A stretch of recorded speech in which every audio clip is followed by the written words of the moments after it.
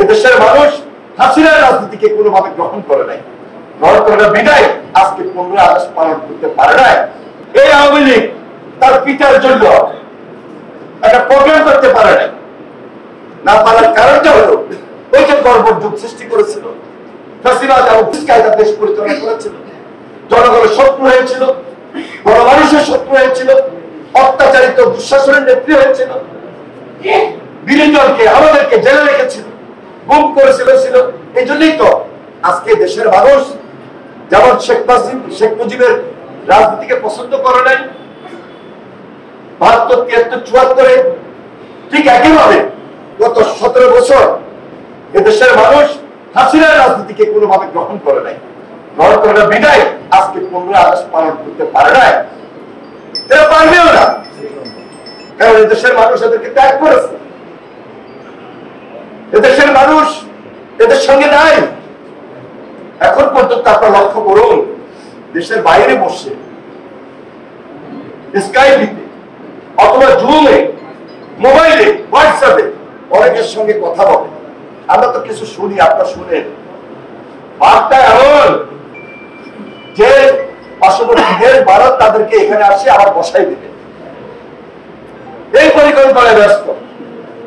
কলকাতায় অফিস খুলেছে, কলকাতা অফিসে বসে সেখানে ষড়যন্ত্রে লিপ্ত, আমার আপনাদেরকে আবার আঘাত করবে, আবার এই দেশকে রক্তাক্ত করবে। এখন রক্তের দাগ শুকায় নাই, আবার রক্তাক্ত করতে চায়। আওয়ামী লীগের তো রাজনৈতিক দল বলার কোন সুযোগই নেই। আজকেও বলেছি তেয়ারিগঞ্জে একটা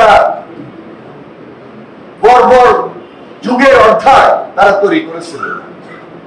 স্বাধীনতার পর থেকে সর্বশেষ জুলাই আন্দোলন 17 বছর সহ একটা জঙ্গলি শাসন করেছে, দুর্নীতি, দুঃশাসন, রক্ষী বাহিনীর অত্যাচার, মুজিববাদ বাহিনীর অত্যাচার আমরা স্বাধীনতার পর থেকে দেখেছি। এই প্রজন্ম 17 বছরে আরো বেশি দেখেছে। তাহলে ওদেরকে তো রাজনৈতিক দল বলার কোন সুযোগ নেই। যদি রাজনৈতিক দলে হইত তাহলে সাধারণ মানুষের সঙ্গে তাদের সম্পৃক্ততা থাকে, সাধারণ মানুষের কথা বলত। দুর্নীতি করেছে, দুঃশাসন তৈরি করেছে, গুম করেছে, খুন করেছে, লুট করেছে, হাজার হাজার কোটি টাকা পাচার করেছে, পালিয়ে গিয়েছে। এরপরও দেখেন তাদের দৌরাত্ম্য কমে না, তাদের দাপট কমে না, কথার দাপট, কথার দৌরাত্ম্য। যে যেখানে আওয়ামী লীগ আছে কোনদিন মানুষকে সমীহ করে নাই, কোনদিন মানুষকে সম্মান দেয় নাই।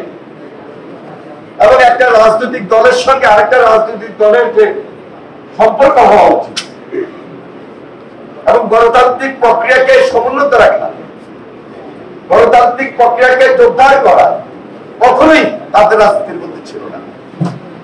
রক্ত চক্ষু দেখিয়ে, চোখ রাঙিয়ে, ধমক দিয়ে, জিম্মি করে তারা এই দেশে রাজনীতি করেছে। এবং রাজনীতি যখন করেছে তখন অবৈধভাবে নির্বাচন করেছে।